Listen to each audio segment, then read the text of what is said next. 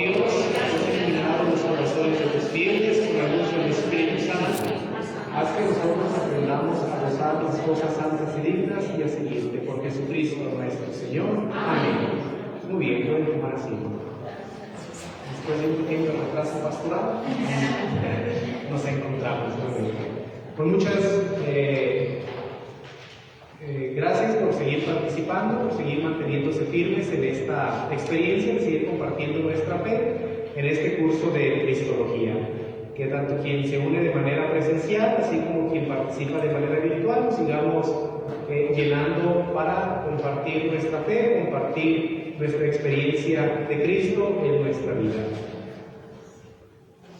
Retomando un poquito, veíamos la vez pasada unos aspectos un tanto más técnicos geográficos para ubicar dónde fue donde nació Jesús. Si nosotros recordamos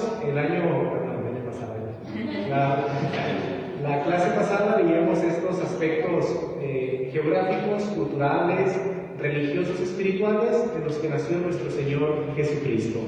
Y que decíamos estos son indispensables para poder entender, para poder contextualizarnos acerca de la vida de Jesús. Ahora ya vamos a pasar propiamente al conocimiento de la persona de Jesús. Si ustedes recuerdan el programa, vamos a tener dos secciones de la persona de Jesús. De un hombre llamado Jesús. Esta sería la primera parte, que nos va a brindar los aspectos un poco más metodológicos, los aspectos de principio, los aspectos de cómo inicia la investigación sobre Jesús.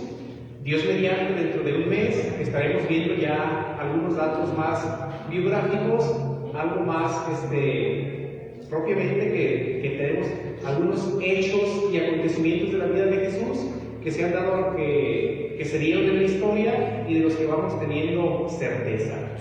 Entonces, por eso, si ustedes recuerdan, cuando presentamos el curso, decíamos que tanto un hombre llamado Jesús y el proyecto del reino lo íbamos a dividir en dos sesiones para alcanzar a abarcarlo. Pero si tuviéramos tiempo, si tuviéramos algo más, con más espacios, pues únicamente esto de la persona llamada Jesús pues nos llevaría casi todo un mes, más de un mes, para ir profundizando algunos aspectos de la persona de nuestro Señor. Para llevar a cabo esto, tenemos este contenido. En primer lugar, ¿cuáles son las fuentes y los enfoques que nosotros tenemos para acercarnos a la persona de Jesús? Después, como personas de fe, tenemos como punto de partida los evangelios. No podemos nosotros reconstruir o acercarnos a la persona de Jesús desde otra perspectiva que no sean los evangelios, porque para hacer cristología, para hacer teología, es necesaria la fe. Si no tuviéramos fe, pudiéramos hacer una buena historia de Jesús, pudiéramos hacer una buena historia de la religión del cristianismo, pero no se llamaría cristología. Por eso los evangelios son pues este punto de partida. Además también, para que nosotros vayamos viendo que no estamos inventando, tenemos estas fuentes extracristianas que ya hablan acerca de Jesús. Y también tendremos retomando estas fuentes, y vamos a ver algunos enfoques a través de los cuales nos acercamos a la persona de Jesús. También tenemos un gran movimiento que a veces nosotros pensamos que acercarnos a Jesús es leer los evangelios únicamente, pero después de leer los evangelios hay muchos estudios exegéticos históricos que nos van ayudando a profundizar. Por eso vamos a ver este segundo momento lo que se le llama la búsqueda de Jesús. Vamos a ver 4 movimientos que nos van a permitir acercarnos a la realidad de Jesús. Y también vamos a ver que la búsqueda de Jesús siempre será una constante novedad. Este es el punto de partida, no perder la novedad de la persona de Jesucristo, que es la que nos lleva a esta constante búsqueda. Para después decir cuáles son los principios de aproximación, de acercamiento que hemos de tener en nuestra vida, en nuestro estudio, para acercarnos a la persona de Jesús. Como es la coherencia de Jesús, el criterio de atestación múltiple y el principio de integración. Que estos 3 principios básicamente son los que nos van a dar la directriz para cuando nosotros queremos estudiar la Biblia, decir, en estos evangelios esto es diferente, en estos evangelios esto se repite, en estos evangelios nosotros tenemos que ir integrando toda la coherencia de Jesucristo nuestro Señor. Entonces tenemos estos tres criterios, estos tres principios que nos van a ayudar. Y como seguimos reflexionando acerca de la persona de Jesús, vamos a ver estas citas bíblicas, como lo hemos visto, que nos orientan. Alguien que pudiera leer Lucas 9, 18 y siguientes, y mientras alguien más puede buscar Marcos 4, 36 y alguien más Mateo 13, 55. ¿Moni tiene cuál? La primera. Muy bien, Lucas 9, 18 siguientes. Por ejemplo, dice, muy bien, enseguida, hay dice paralelos en sus Biblias que se fijan. A un ladito traigo otras citas bíblicas pequeñas con el mismo nombre de los evangelistas, que es donde ese mismo pasaje aparece, pero en otro evangelio. Entonces, eso en las Biblias que ustedes tienen, pueden ver que hay algunos aún al margen, tienen estas pequeñas letras con los otros evangelios, algunos otros pasajes del Antiguo Testamento y del Nuevo, y que eso significa que esta misma cita o esta misma idea se va a encontrar en esos otros espacios de la Biblia. Moni, por favor, Lucas 9, 18 siguientes. Y aconteció que estando él solo orando, estaban con él los discípulos y les preguntó diciendo: ¿Quién dicen las gentes que soy yo? Y ellos respondieron y dijeron: Juan el Bautista, y otros Elías, y otros que algún profeta de los antiguos ha resucitado. Y les dijo: ¿Y vosotros quién decís que soy yo? Entonces respondiendo Simón Pedro dijo: el Cristo de Dios. Hasta ahí se dice. Marcos 4:36. Entonces dejaron a la gente y llevaron a Jesús en la barca en que ya estaba, y también otras barcas lo acompañaban. En esto se desató una tormenta, Sí. con un viento tan fuerte que las olas caían sobre la barca, de modo que se llenaba de agua. Pero Jesús se había dormido en la parte de atrás, apoyado sobre una almohada. Lo despertaron y le dijeron: Maestro, ¿no te importa que nos estemos hundiendo? Jesús se levantó y dio una orden al viento y dijo al mar: Silencio, quédate quieto. El viento se calmó y todo quedó completamente tranquilo. Después dijo Jesús a los discípulos: ¿Por qué están asustados? ¿Todavía no tienen fe? Ellos se llenaron de miedo y se preguntaban unos a otros: ¿Quién será este que hasta el viento y el mar lo obedecen? Muy bien. Y finalmente, Mateo 13:55. ¿No es el hijo del carpintero? ¿No se llama María su madre? ¿No son sus hermanos Santiago, José, Simón y Judas? ¿Y sus hermanas no están todas viviendo entre nosotros? ¿De dónde pues se viene todo eso? ¿No creerían en él todo lo contrario? Hasta ahí. Entonces vemos en esas tres citas bíblicas cómo se invita a pensar quién es Jesús. Directamente Jesús en la primera cita, en la de Lucas y paralelos, que es la que hemos visto muchas veces, que se nos dice: ¿quién dice la gente que soy yo? ¿Y quién dicen ustedes que soy yo? Después en la cita de Marcos, ante la autoridad de Jesús de calmar el viento, de aplacar la tempestad, dice: ¿quién es este que tiene esta autoridad? Y finalmente en Mateo 13 dice: ¿qué no es este el hijo del carpintero? ¿No viven entre nosotros su familia? ¿No están aquí sus hermanos? Pues todas estas citas bíblicas nos llevan a preguntarnos quién es Jesús. Por eso en esta cuarta lección hemos dicho que es un hombre llamado Jesús, porque vamos a ubicarlo en el tiempo, vamos a ubicarlo en la historia. ¿Sí? Porque en la última cita bíblica, bueno, y a lo mejor en alguna otra parte de los evangelios menciona que las hermanas y hermanos, ¿a quién se refería? Se refería eran familias extensas. El pueblo de Israel siempre, los pueblos semitas siempre se organizaban en torno a tribus. Las tribus estaban constituidas por familias. Entonces, toda la familia se veía como parte de la misma familia. Y sobre todo, es una cuestión lexical. En hebreo, la partícula o el sustantivo que hace referencia a hermano es en general. No es como en griego, que después pasó en latín o en español, que nosotros ya tenemos diferentes lenguajes para nombrar primos, sobrinos, tío, tío político, primo segundo, y tantas cosas que vamos viviendo. En hebreo, el A y Ash es hermano, pues. Por ejemplo, si nosotros vamos al libro del Génesis, Abraham y Lot era su tío y su sobrino. Y siempre Lot le dice a Abraham que es su padre, y Abraham le dice a Lot que es su hijo. Entonces, por eso no existía esa distinción. En este sentido, por ejemplo, Simón, Judas y Santiago, uno de los santiagos, eran primos de Jesús. Por eso en otro de los evangelios dice, no viven entre nosotros sus primos, sus hermanos. Dice, ¿acaso no es pariente de Judas, no es pariente de Simón? Entonces, es por eso es una cuestión. Después al griego, como haciendo una analogía o más bien traduciendo, se pasó a un término adéninos, que significa hermanos, pero en griego sí tiene la connotación de propiamente hermanos carnales. En hebreo no, hermanos en cuanto pertenecen a una misma tribu, en cuanto pertenecen a una misma familia. Ya después para el latín, a fratero, a frate, fratellis, con esta misma idea.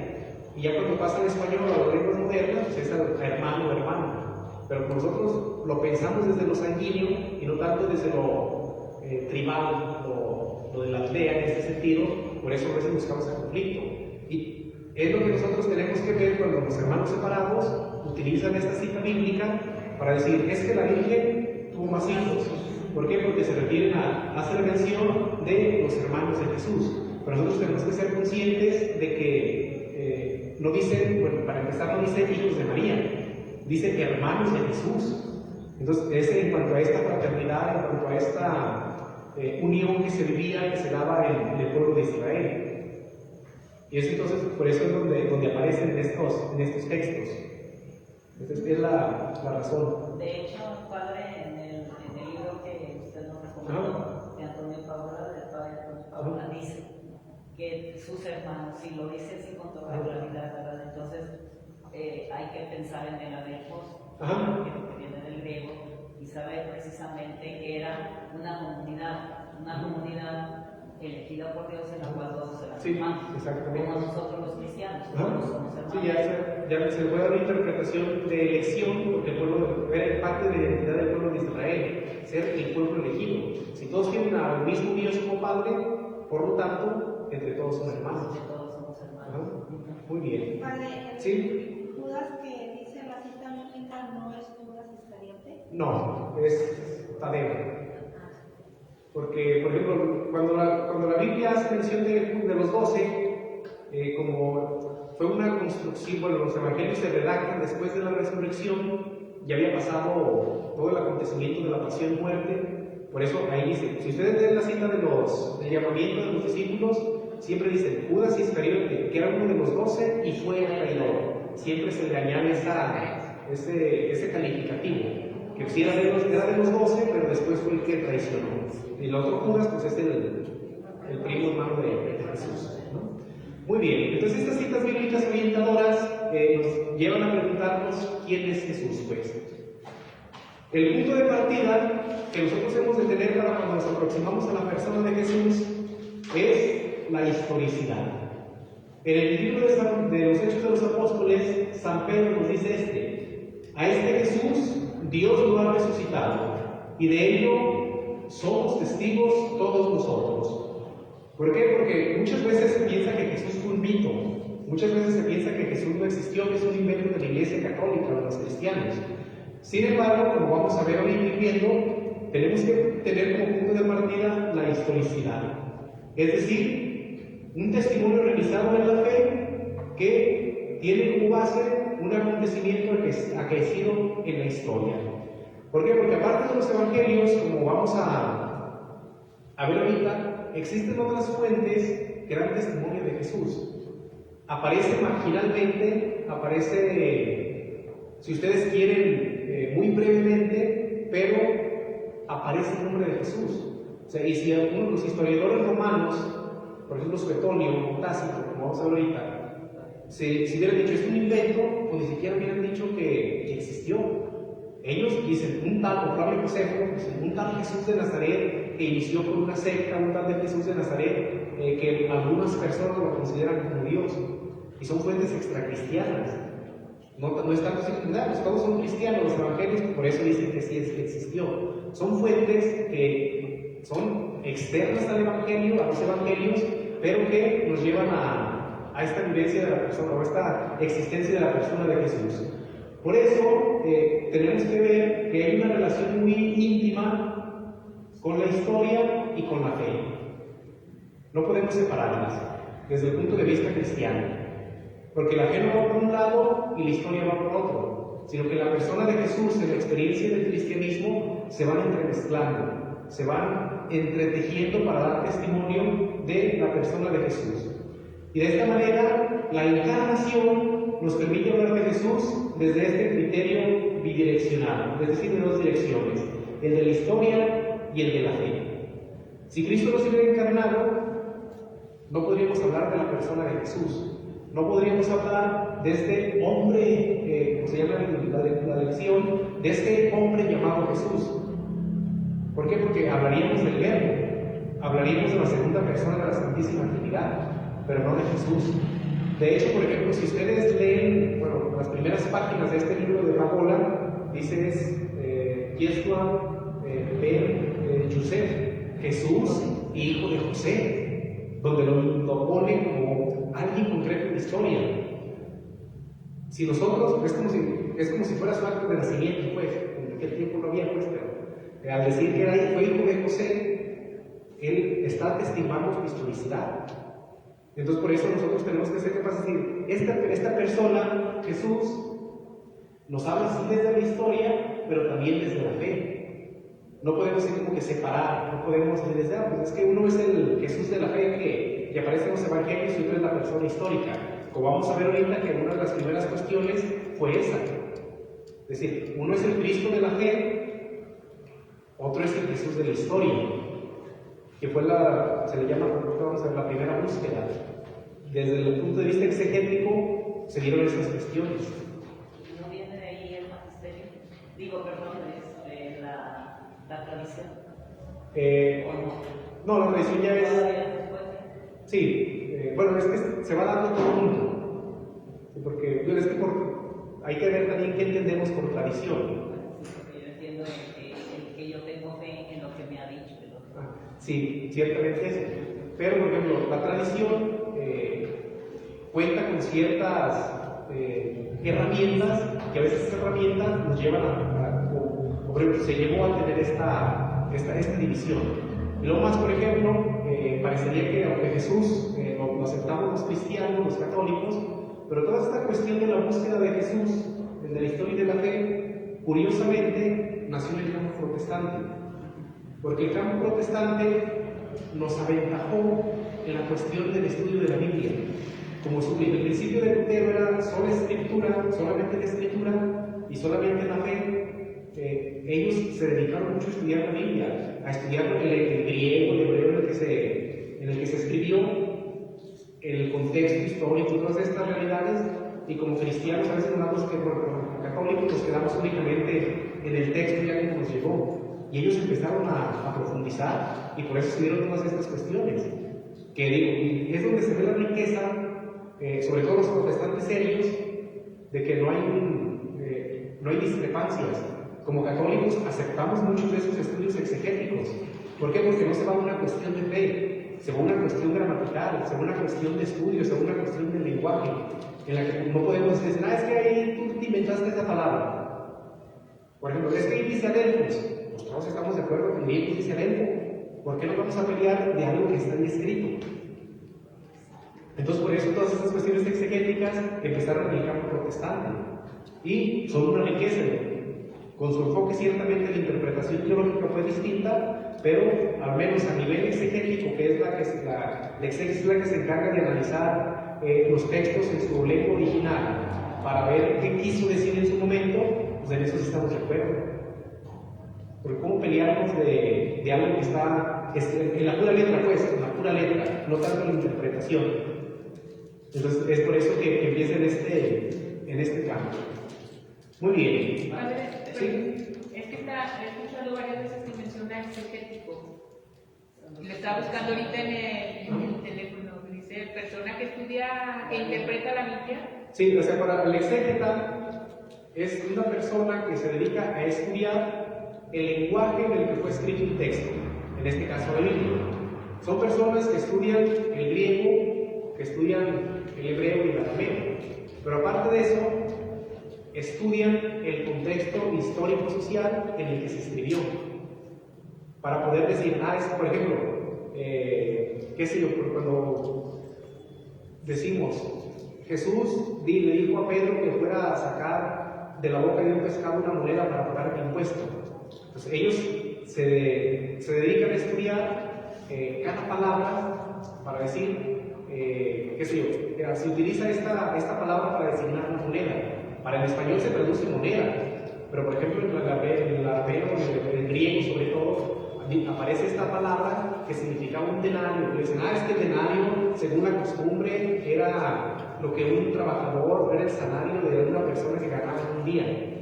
Entonces ellos ubican el contexto, ubican el texto y hacen una interpretación de lo que quiso decir en ese momento.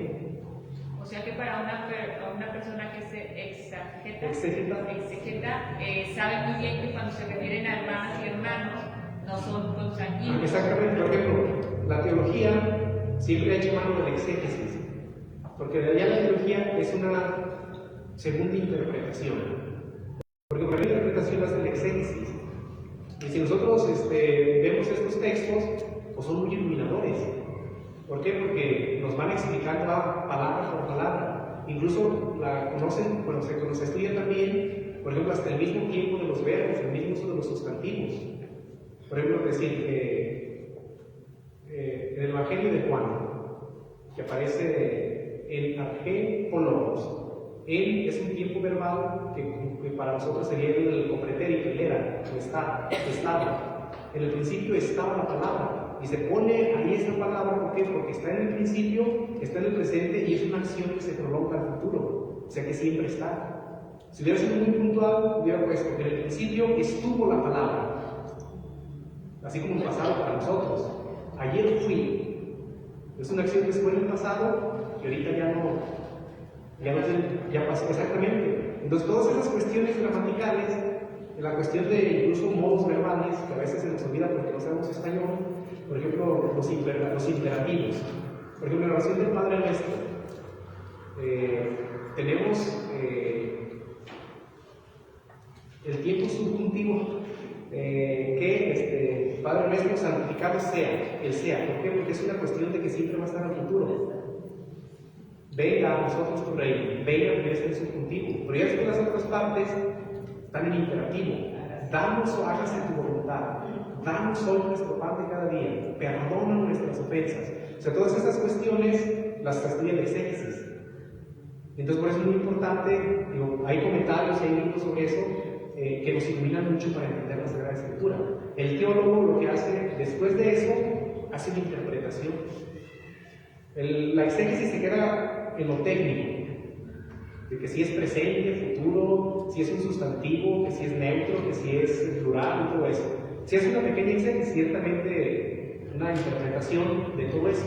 Pero hay una interpretación propiamente teológica, valga la redundancia, ahora sí la hace el teólogo, pero siempre se basa en lo que se ha dicho en la exégesis. Porque nosotros no podemos estirar la Biblia o estirar los textos para que digan lo que yo quiero.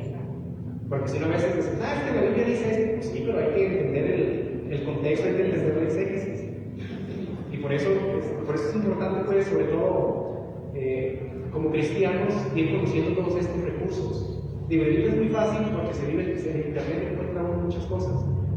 Antes sí había libros y todo, y había que aprender las letritas así, punteadas en francés, en griego. Ahorita, pues ya, gracias a Dios, existen otros recursos que nos ayudan. ¿Sí, don Ángel? No tenga relación, pero los hermanos separados no aceptan que María es la madre de Dios, nada más como hombre. Lo han visto como hombre, pero no aceptan como madre de Dios. No sé qué. Sí, pues es que más bien ellos en general no lo aceptan. Como no creen en la intercesión de los santos, cualquier mediación de cualquier santo no lo aceptan.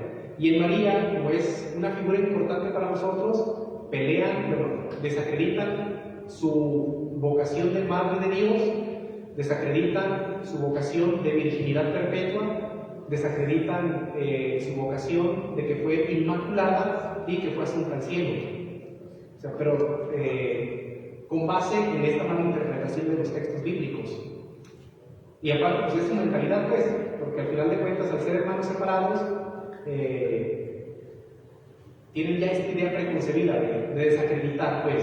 O sea, porque decíamos hoy, pues a los protestantes serios, incluso Lutero mismo, que fue quien inició todo este movimiento, acepta la virginidad de María, tiene unos signos muy bonitos. Ya después los otros protestantes, que son más bien sectas, son las que empiezan así como que atacar, pues, no tanto dialogar, sino que se fijan en algunas cuestiones que tenemos para atacarnos. Porque si ustedes se fijan, a veces no quieren dialogar con ellos y se cierran. Entonces, o sea, se machetean y les dicen esta cita bíblica y ya, pero uno les dice lea antes y lea después y ahí tienen la explicación. Entonces, en ese sentido, sí, lo que decíamos ahorita, manipulan los textos bíblicos para defender lo que ellos creen. Yo ahí siento que se fueron ellos mucho hacia la cultura hebrea, los judíos, y dejaron de lado realmente a Cristo. Sí. Cuando sucede esto, yo siento que ellos se fueron más hacia el judaísmo y hacia el cristianismo, es mi percepción, pero no sé si... Sí, no, por ejemplo, cada fundador, obviamente, como donde quiera. Si alguien quiere tener éxito o quiere sentirse más, o que quiere sentirse pensante, o que quiere brincar con alguna autoridad moral, siempre va a atacar a la iglesia. ¿Sí? Sí. ¿Sí? Porque si tienen los hermanos separados, es que ellos son perseverantes y van puerta por puerta tocando, insistiendo en que les digamos a veces, no, mire, ellos siguen perseverando en enseñar su doctrina, ¿Sí? porque no tenemos los cristianos. Y nos cuesta a nosotros. Sí, nos da vergüenza ver. ¿Sí, Noemí? Sí, pero qué importante lo que nos está usted mencionando, que yo desconocía, o sea, tener todos los elementos para cuando puedan llegar o lleguen y poder decirles saber, o sea, nosotros poder dialogar con ellos y también porque a veces, no, yo les digo, si pasen los invito a rezar el rosario. Voy a rezar en este momento los rosario, si les digo rezar el rosario, que no los que más se van, pero con estas argumentaciones, con este conocimiento que estamos tomando, que estamos aprendiendo, es bien importante tener una noción muy clara para poder expresar. Y no nada más con ellos, incluso nosotros mismos, con compañeros de nosotros o compañeras que a veces están muy conflictuados. Muy bien. Entonces seguimos pues, decimos, para conocer a Jesús tenemos una fuente primordial. No podemos conocer a Jesús desde la fe si no tomamos en cuenta como fuente primordial. Esto quiere decir que es la primera, no vamos a excluir las demás, sino el primer punto de contacto con Jesús son los evangelios. Y dentro de los evangelios existe una como jerarquización que nos llevan a descubrir lo más originario. Si nosotros queremos descubrir el mensaje primordial de los evangelios de quién es Jesús, hemos de empezar por el evangelio de San Marcos, porque fue el más antiguo y fue el que recogió los primeros testimonios. Existe un gran debate pues, sobre qué es propio de Jesús, qué fue lo que compuso la cantidad, qué fue lo que dijeron los demás. Sin embargo, si nosotros queremos ver con claridad, acercarnos, aproximarnos a la persona de Jesús, hemos de iniciar por el Evangelio de Marcos. Si ustedes se fijan, Marcos es el más breve. ¿Por qué? Porque era el más conciso. Tan solo, por ejemplo, en la cuestión en el inicio, por ejemplo, Mateo y Lucas hacen toda la vida de Jesús, la infancia. Marcos empieza directamente. Este es el principio del Evangelio de nuestro Señor Jesucristo, el Hijo de Dios. Bueno, de Jesucristo, el Hijo de Dios. Y luego inmediatamente en 1.15, en 1.14. Jesús salió a predicar el reino diciendo: arrepiéntanse y crean en el Evangelio. Si ustedes lo leen en Marcos o en Lucas, ya va a aparecer hasta como el capítulo 4, cuando llaman a los primeros discípulos. Y Marcos es el que va más a la raíz, pues, a la vida pública inmediatamente. Y que se quita de a lo mejor de tantas construcciones explicativas. Marcos dice únicamente: había un ciego, punto, que estaba a la orilla del camino y se llamaba Bartimeo. Y ya los otros dicen: que si aventó el manto, que si esto, otro. Entonces, ¿por qué? Porque son diferentes versiones, son diferentes materiales que se llegan a la construcción de los evangelios. Padre, de los 4 evangelistas, ¿cuáles o quiénes eran de los 12 apóstoles de discípulos de Jesús? Tradicionalmente, Mateo y Juan. Marcos, que fue discípulo de Lucas, de Pablo y de Pedro, con los dos. Lucas fue discípulo de San Juan, también de los dos, pero más de Pedro. No, pero más de Pablo, sí, más de Pablo. Decimos tradicionalmente, ¿por qué? Porque no fueron exactamente los discípulos que vendrían detrás de Jesús. Ellos predicaron y hubo una comunidad que se dedicó a reconstruir los relatos. Como su escuela, exactamente. ¿Por qué? Porque luego a veces creemos que, se le da el nombre de Mateo, Marcos, Lucas y Juan, ¿por qué? Porque son la fuente primigenia. Pero no significa que ellos se estuvieron ahí haciendo un relato detallado de Jesús. Ellos tenían discípulos, tenían un conjunto de personas que los seguían y ellos fueron quienes redactaron. Pero para decir, este pensamiento es propio de esta persona, intitulan el Evangelio de acuerdo a su maestro, de acuerdo a quien predicó. Entonces, por eso esa es la cuestión de que uno dice tradicionalmente, y a esto nos ayuda el exégesis. Tradicionalmente lo reconocemos, claro que sí, pero realmente el proceso de construcción del Evangelio y de redacción se dio a través de una escuela, se dio a través de toda una comunidad que compartía las enseñanzas de Pedro, por ejemplo, o compartía las enseñanzas de Marcos, que después lo pone por escrito. Si nosotros, no es nuestra, esta enseñanza no es nuestra, nosotros no la recopilamos, vamos a reconocer quién es el autor. El autor es Marcos. Entonces hay que hacer esta distinción, y no por eso significa que vayamos a negar la autoría del autor del Evangelio, sino tienes reconocer este proceso a través del cual se vive la inspiración de la Sagrada Escritura. Es la inspiración divina la que nos lleva al resultado de los evangelios escritos.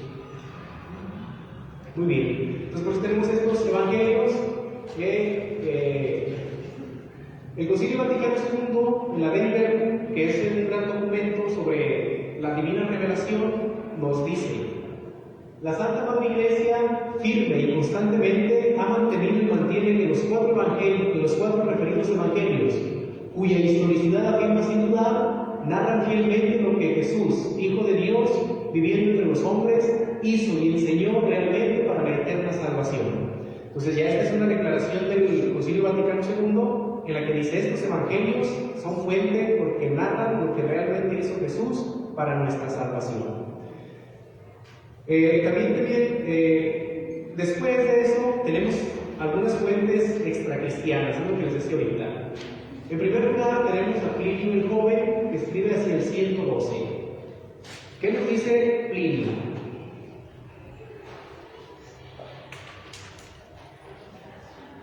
Plinio en el 112 transmite una carta al emperador Trajano, en el que le comunica: el cristianismo es una gran superstición. Por lo que respecta a las prácticas cristianas, existe un punto significativo. Dice Plinio: se reúnen antes de salir el sol, cantan a Cristo como si fuese Dios. Y esto aparece en la epístola número 10, 96.7. No se precisa más, únicamente dice: se reúnen antes de salir el sol y cantan a Cristo como si fuera Dios. Plinio fue enviado a aquella parte de Palestina, porque fue enviado como representante de Trajano, y él le comunica esto. Por otro lado, también Tácito, hacia el año 115, dice: es un testimonio nada favorable para los cristianos. En ocasión del incendio del 64, nos permite el siguiente fragmento. Dice: para cortar de raíz ese rumor de que Nerón había incendiado Roma, pretextó unos culpables, personas odiadas por sus delitos, a quienes el pueblo llamaba cristianos, y los entregó a los más refinados castigos. El fundador de este nombre, Cristo, había sido ejecutado bajo el gobierno de Tiberio por el procurador Poncio Pilato, pero la detestable superstición, reprimida por el momento, volvió a surgir. Pues vemos cómo, aunque se expresen mal, sin embargo, reconocen la existencia del cristianismo. Por otro lado, tenemos también el testimonio de Suetonio hasta hacia el año 120. Dice Suetonio tiene una obra que se llama La vida de los 12 Césares y transmite dos referencias a los cristianos. Dice: en un primer momento correspondiente a la vida de Nerón, solo menciona a los cristianos, pero no dice nada sobre lo que reclamaba. Sin embargo, en la vida de Claudio habla marginalmente de la expulsión de los judíos de Roma y señala que Claudio expulsó de Roma a los judíos, que bajo el influjo de Crestos, que ya aparece Crestos, que debe decir Cristo, no cesaban de agitarse. Este testimonio lo encontramos reafirmado por el dato bíblico que encontramos en Hechos 18:2, que hace afirmar la identificación de ese Crestos con Cristo, que es comúnmente aceptada por los investigadores. Aquí tenemos una coincidencia con Suetonio en su carta, pero también el libro de los Hechos de los Apóstoles. Finalmente tenemos después un historiador romano, judío que se hace romano, Flavio Josefo, entre el año 93 y 94. Aquí la importancia de Flavio Josefo es de que estos tres, si ustedes se fijaron, habla de Cristo y de cristianos. Sin embargo, Flavio Josefo, en la literatura extracristiana, va a ser el primero que habla de Jesús, va a ser el primero que da el nombre de Jesús. Dice: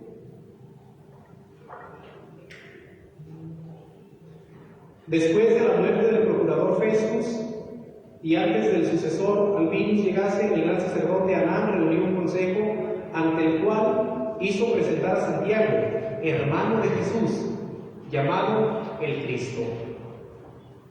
Lo acusó de haber violado la ley y les condenó a ser apedreados. Por otro lado, también nosotros tenemos una cosa que se llama el el testimonio flaviano, en el que va a ir describiendo quién es Jesús. Entonces, lo importante de este historiador es que dice: había a Santiago, si ustedes recuerdan, fue el primero que lo condenan, dice, era primo, hermano de un Jesús que los judíos o que le llamaban Cristo. ¿Y esto por qué? Porque Flavio Josefo es judío. Entonces para él es muy importante reconocer a Cristo, porque el Cristo es el Mesías. Flavio Josefo, como judío, no reconocía a la persona de Jesús como Cristo, como es enviado.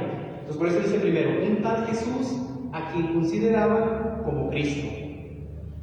Y es la primera vez dentro de la historia donde se aparece el nombre de Jesús. Por otro lado, también, dentro de las fuentes extracristianas, tenemos los evangelios apócrifos, que muchas veces nos da miedo enfrentarnos a ellos.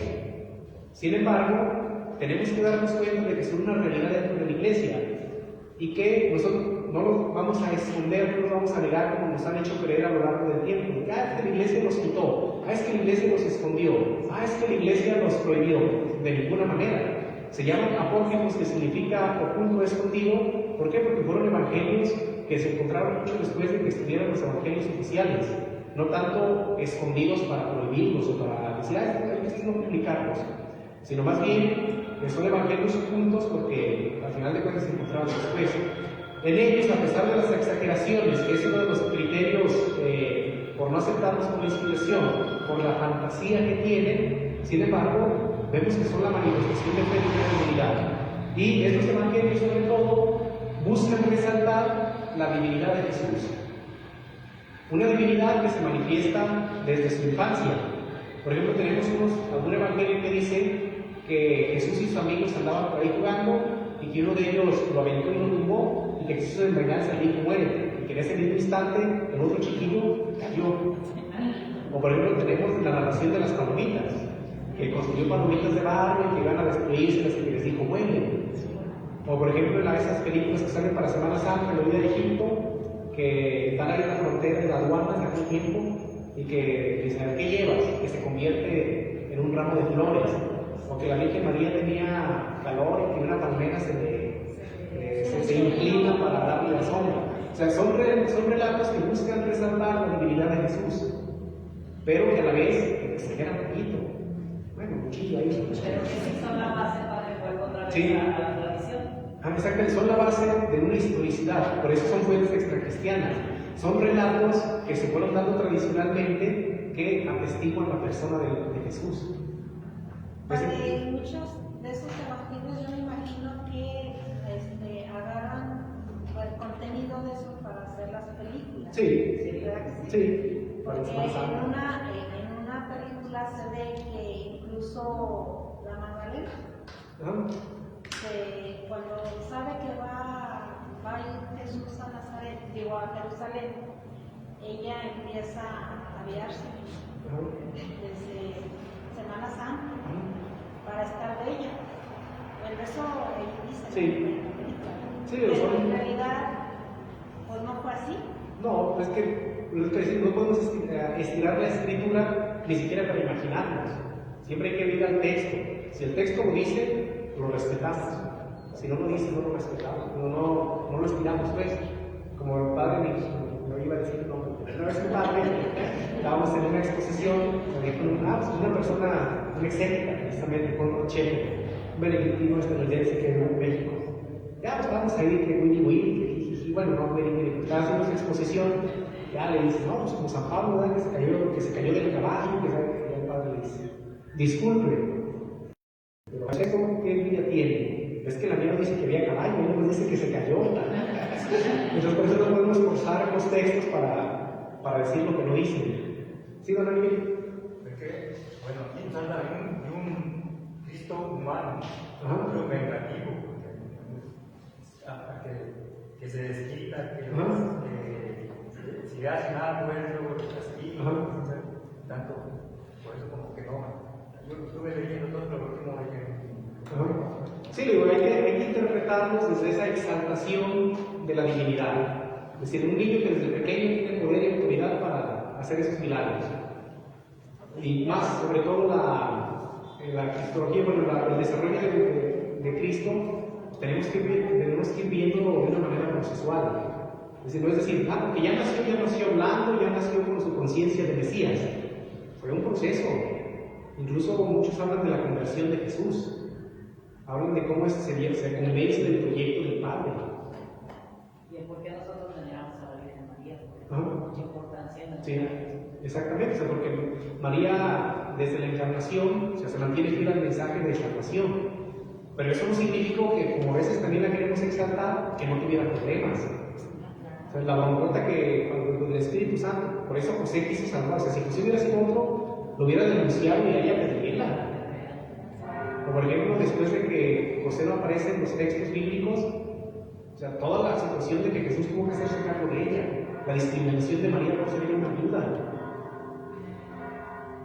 ¿Por qué? Porque las viudas eran discriminadas. Quien hacía valer a la mujer en aquella cultura era el hombre.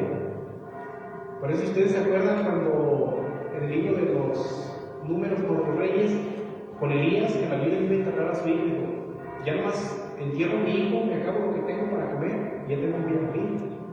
O en la viuda de con Elías, dice, tenemos nada más tanta cantidad de harina, nos la comemos y vamos a morir. ¿Por qué? Porque las viudas eran discriminadas. Entonces, por eso pensemos en todas esas problemáticas que pensó la Virgen María. No por ser la madre de Dios, se iba a salvar de la realidad social en la que estaba, sino que era parte de. Muy bien, entonces esto que nos lleva a ir viendo que también en las fuentes extracristianas tenemos este testimonio de Jesús. Además también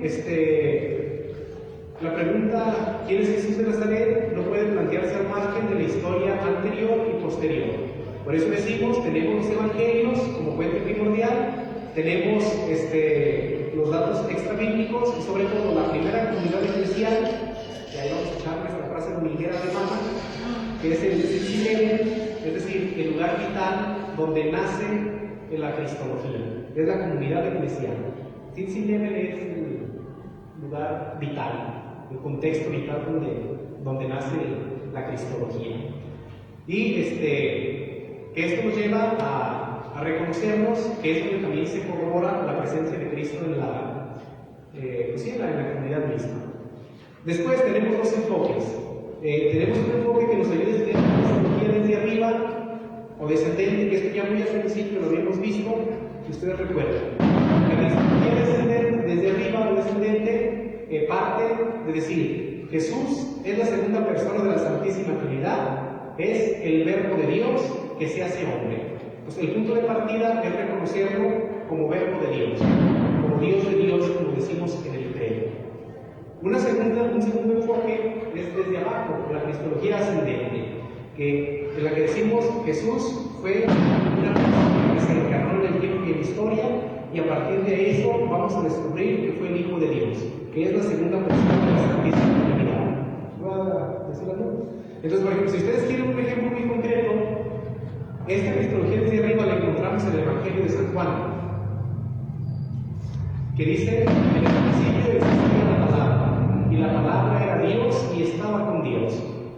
Y después, en el versículo 14 dice, y la palabra de Dios puso su morada entre nosotros y habitó con nosotros. Si nosotros queremos encontrar una cristología ascendente, necesitamos ver el Evangelio de San Marcos, que lo pone inmediatamente en su vida pública. Y por eso la gran pregunta de Marcos, que nos ayuda como guía para leer su Evangelio, es ¿quién es Jesús? Aunque desde el principio del Evangelio de Jesús, el Hijo de Dios, y termina diciendo en el final de la crucifixión, dice el centurión, este hombre verdaderamente era el Hijo de Dios. Entonces, por eso vemos así como se va reconociendo del hombre hacia Dios. Tenemos estos dos enfoques. Y antiguamente se privilegiaba después como respuesta surge sin embargo, ahorita la tendencia es hacerlos dialogar, encontrar un equilibrio. Porque si no, después caemos nuevamente en los extremos. Muy bien, entonces, en cuanto a fuentes y enfoques, esto es lo que tenemos. Pasamos a una cuestión que es la búsqueda de Jesús, que desde la cristología se le llama el Jesús histórico y el Cristo de la fe.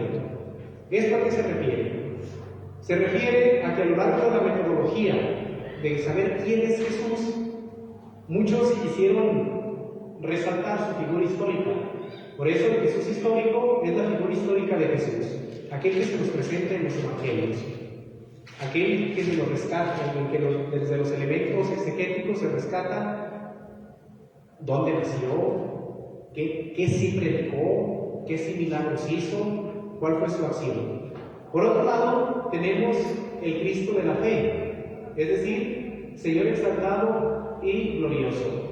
Que esto es una aproximación después de la resurrección. Si nosotros recordamos ciertos pasajes de la Escritura, cuando Jesús habla de cuestiones de la resurrección de los muertos, cuando habla de reconstruir el templo, dice, hasta entonces los discípulos lo comprendieron. Por ejemplo, que la resurrección va a dar luz para toda la vida de Jesús. La resurrección va a ser como esa iluminación desde la cual van a tomar sentido muchas de las predicaciones de Jesús. Entonces, por eso tenemos esta cuestión de decir, en la investigación acerca de Jesús, ahí quien ha dicho el Jesús histórico y el Cristo de la fe. Sin embargo, para nosotros como cristianos, en el estudio de la cristología, tenemos que encontrar un equilibrio. Por eso, el contenido y criterio primordial de la cristología es el Jesús terreno. Ese es nuestro punto de partida. Pero también el Cristo resucitado y exaltado. no podemos contraponernos, porque si no vamos a caer en lo que hizo la primera investigación, el primer momento de todo este proceso. Esto nos lleva al programa de la Cristología, elaborada desde la mutua correspondencia entre el Jesús terreno y el Cristo resucitado y exaltado. Porque si no, estaríamos teniendo una visión miope de Jesús. Decir, es que esto no lo hizo Jesús, entonces por lo tanto eso no vale. Por ejemplo, hubo un señor que se llamaba Rudolf Bultmann, que para él lo importante era la fe, el Cristo de la fe. Y él decía, entonces la historia no vale.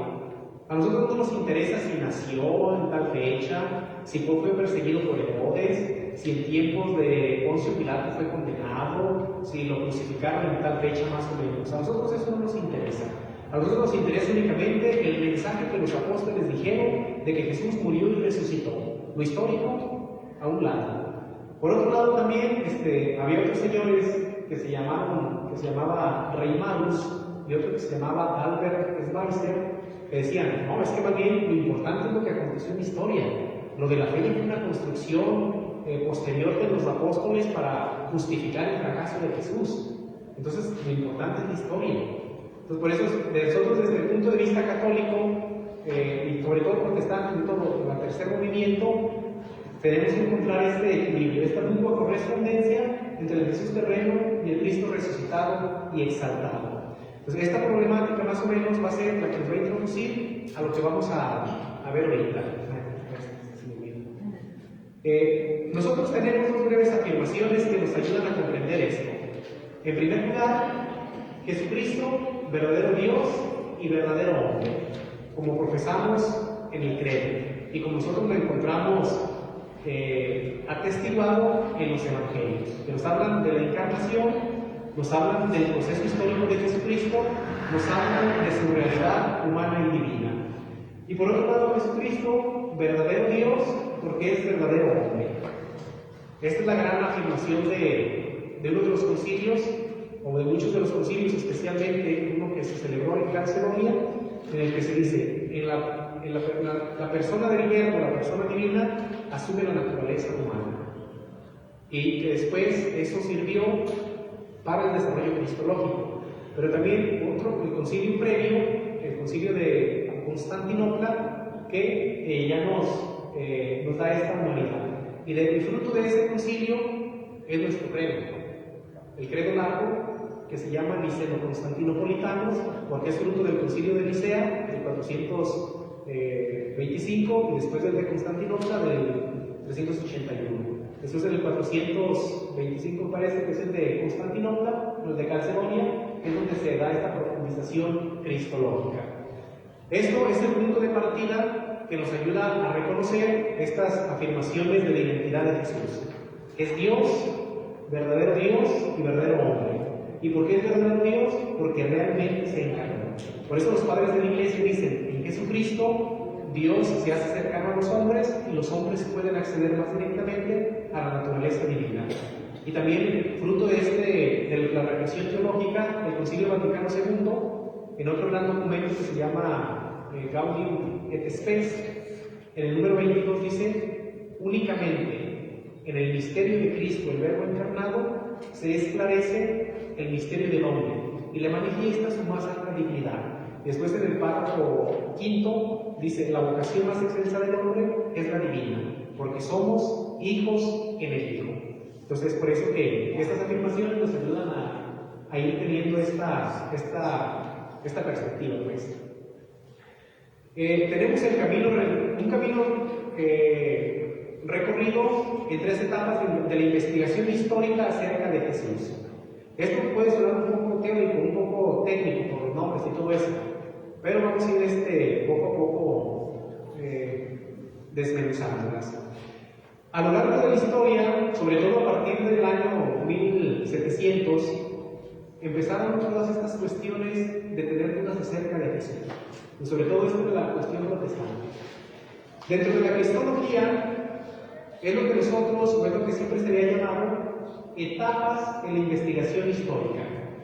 Estas etapas están caracterizadas por ciertos criterios. Y justamente, conforme fueron apareciendo en la historia, es como se les fueron nombrando. Son 4 movimientos o 4 momentos. El primero de ellos se le llama la primera etapa o investigación, que por ser la primera se le dice es la más antigua. Es la old, la first, la de investigación. Ahí se me fue un 7. En 1778, no 17.778. Es que ya, esta que dura, son 200 años de esta primera etapa.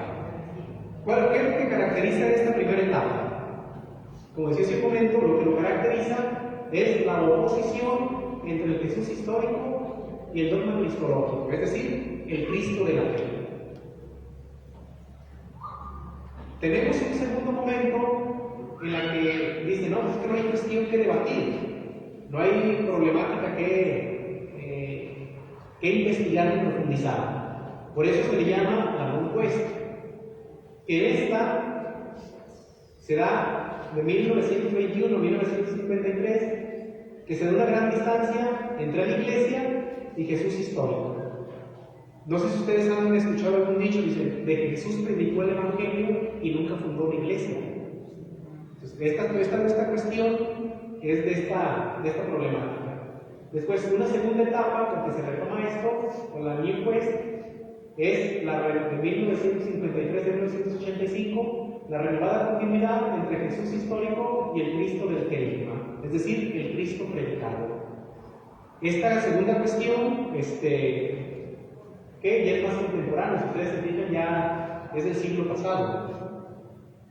Finalmente, tenemos una tercera etapa, o Fifth Quest, que es del 85-88, dependiendo de cómo se tome el conjunto de referencia de la publicación de un libro que ahorita vamos a ver, que es una renovada continuidad entre Jesús de Nazaret y los evangelios. Cada una tuvo sus limitantes, pero también tuvo sus aportes. No podemos así desecharlas a todas así como de tarde. Ahorita toda la investigación acerca de Jesús, por ejemplo el libro que les he recomendado, de Paola o los otros que he hecho mención, todo ya se encuentra en esta etapa. ¿Por qué? Porque se dice, vamos a buscar quién fue Jesús e interesarnos entre la persona de Jesús y los evangelios. Es decir, vamos a interesarnos en Cristo y su contexto, en Cristo y todo aquello que se ve rodeado en torno a su persona, en todo aquello que los evangelios fueron escritos. Y es muy interesante porque, por ejemplo, todos los estudios sociológicos, los estudios arqueológicos, nuevos descubrimientos van iluminando la realidad de los evangelios y de Jesús. ¿Por qué? Porque hay una continuidad entre Jesús y su evangelio. Por ejemplo, últimamente, si ustedes, no sé si les han escuchado con el padre de los misionarios, Rivas,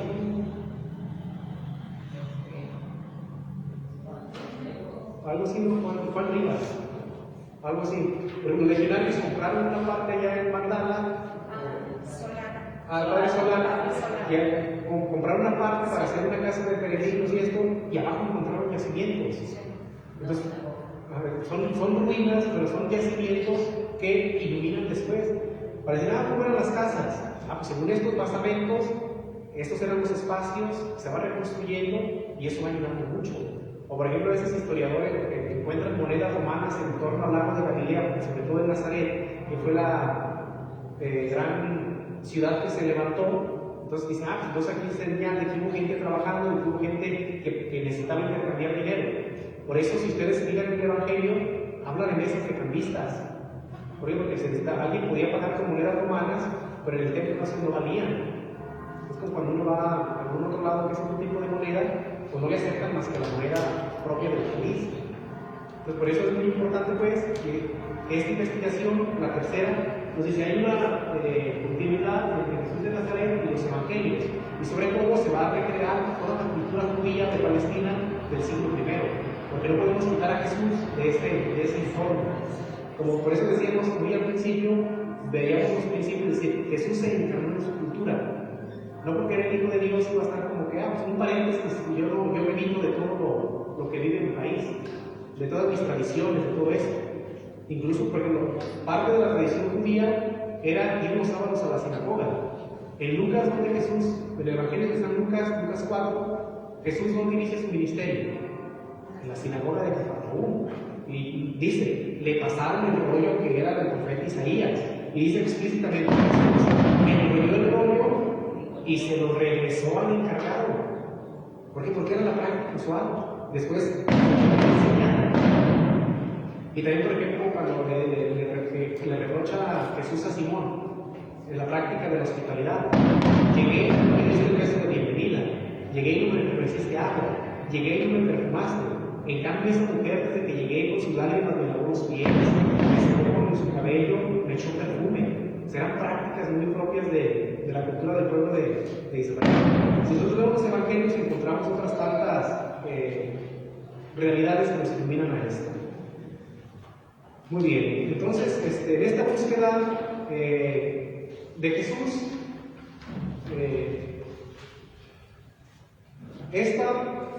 si quieren ver sus diapositivas para mayor facilidad, esta es una síntesis general. Vamos a iniciamos con esta y vamos a terminar con otra que también es muy sintética.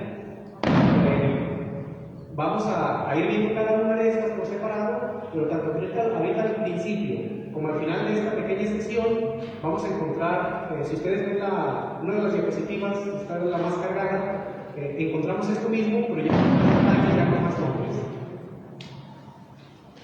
Entonces, como les decía, como esto lo vamos a dividir en dos partes. Esta primera, nada más la iniciamos en estas investigaciones. Dios mediante, después continuamos, porque ahorita ya no vamos a alcanzar. Si hasta aquí tienen alguna duda, algún comentario, tenemos 2 minutos. Profe. En una ocasión, en una fiesta de retiro, se hicieron equipos y cada uno equipo le dio un evangelio, Un pasaje. Y luego se trataron de comentarlo y qué tendría uno de lectura. Pero al practicarlo, cada quien algunas cosas conciliar y comentar que nosotros no. Pero ¿qué tanto era correcto hacer eso? Pues que depende, por ejemplo, cuando uno está en una vivencia de retiro, es más subjetivo. Es decir, ¿qué me dice a mí? ¿En qué me interpela? Y hay cosas en las que vamos a coincidir, otras en las que no, porque cada uno de nosotros vivimos momentos diferentes. En cambio, muy diferente sería una cuestión de estudio que nos tenemos que regir con criterios muy propios. Entonces, por eso dijimos, el curso de Cristología, por eso nos sirve para eso. Nos da estos elementos para después hacer la oración, decir, es que aunque el texto significa esto, quiso decir esto, y eso me ayuda para decir, a mí qué me dice, para profundizarlo de una manera más personal. Entonces, en un ambiente de retiro, pero tampoco sin caer en los extremos de decir, todo está permitido, pero hay que dar ciertos parámetros para hacer una buena interpretación. Porque yo es que, por ejemplo, en un texto me dice, que me llamó de que Jesús curó al leproso poniéndole saliva. Y en ese mismo texto, que me llamó que los apóstoles le decían por ejemplo, pongamos el ejemplo del ciego de Bartimeo, en Marcos 10. Es que a mí me llamó la atención de que Jesús lo llama. A mí me llamó la atención de que Bartimeo dijo, Jesús, Señor, Jesús, hijo de David, ten compasión de mí. A mí ya me llamó la atención de que los discípulos lo callaron. Dijeron, cállate y no molestes al maestro. ¿Por qué? Porque cada uno de nosotros podemos estar viviendo en diferentes momentos. Entonces, en ese sentido sí es válido. Pero no va a ser el criterio de decir, que hay que ser más objetivo. Pero si no, después caemos en una actitud de secta, de decir, que lo que me diga a mí es lo que Dios quiere decir. Para eso es el exégesis, para decir qué quiso decir la palabra de Dios en el momento exacto en que se escribió. Es como hacer lección divina. Exactamente, es una lección divina. Tengo un libro cuando que era la parte de la justicia, que era sobre los impuestos. Y yo tenemos a Juan, que era pescador. Pescador, era hermano de Santiago Paz. a Marcos. Marcos, ¿qué profesión tendría? Marcos, no sé sabe qué profesión tendría, pero fue acompañante de Pedro y Pablo. Dicen que aparece, Nunca se había visto. dicen que aparece en el Evangelio. Marcos, Una sábana, ¿no? no dice Nomás un dice, joven. y creen que era él. Se cree que era, algunos dicen que era Marcos, otros que era Juan. Pero Marcos explícitamente, por ejemplo, en 1 de Pedro 3, 5, 13, sí dice, me acompañan Silvano, etcétera, y mi hijo Marcos. También han hecho. En los hechos de los apóstoles.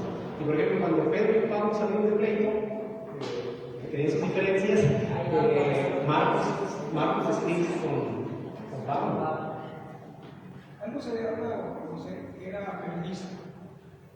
Era un que estaba viendo lo que pasa en ese momento. Pues, digo, esas son suposiciones, no podemos decir, volvemos a lo mismo, no podemos hacer decir a los textos que eran. Únicamente es Marcos. Ya después la tradición sí puede entrar, bíblicamente no podemos afirmar que era. Muy bien, ya únicamente como pero parte de eso está tomado este libro de teología fundamental, de cristología fundamental. Pero si ustedes quieren una narración más amena, no tan técnica como pudieran ser muchos libros, tenemos este de José Luis Descalzo, José Luis Martín Descalzo, Vida y Misterio de Jesús de Nazaret. Este está muy ameno porque este señor era periodista, no tanto era exégeta ni teólogo, era periodista, entonces él tenía unas columnas y a lo largo de mucho tiempo fue sacando como su columna acerca de Jesús y al final salió este pequeño libro. Entonces es muy... No le toma foto y... Vida y Misterio de Jesús de Nazaret. Este lo pueden encontrar así en esta obra completa o en 3 diferentes. También es de Benedicto XVI, ¿no? Pero este es lo necesitamos. Muy bien, Moni. También me lo puede poner en el grupo. Sí, voy a buscar a ver si tengo digital y se los comparto también. Un último comentario. Voy a lo que nos está explicando y yo lo veo a usted como ese apóstol, como ese discípulo, y nosotros somos quienes estamos alrededor aprendiendo para poderlo después transmitir y llevarlo a otros. Sí, exactamente, es más o menos. A otras áreas, y es, entonces se me pone. Sí, o sea, sí, pues qué emoción. hay que ser multiplicadores. Por eso al principio decía, por eso la duración y por eso más o menos las lecturas y todo eso, porque se trata de que quien participe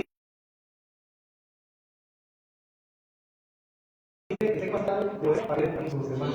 Lo que usted decía, cada uno tendremos una percepción diferente de lo que estamos aprendiendo, o sea, no es uniforme. Exactamente, a mí me llama la atención esto, y esto como que se me hizo difícil, o esto no lo entendí, pero esto es así. Gracias, padre. Muy bien, muchas gracias, Dios les bendiga. De cualquier cosa, duda, comentario, saben, ahí estamos a la orden en el grupo. La tarea se la vamos a entregar ahorita. ¿La tarea? Ah, sí. No, si quieren a la siguiente, porque ahorita ya nos vamos.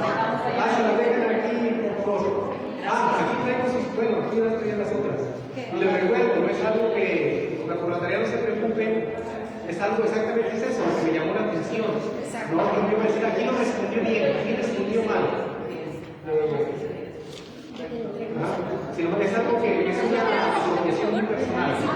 No se preocupen por decir, es que no respondí bien, me va a quedar mal. Es una retroalimentación. Gracias, padre. Muchas gracias. Luego una vez,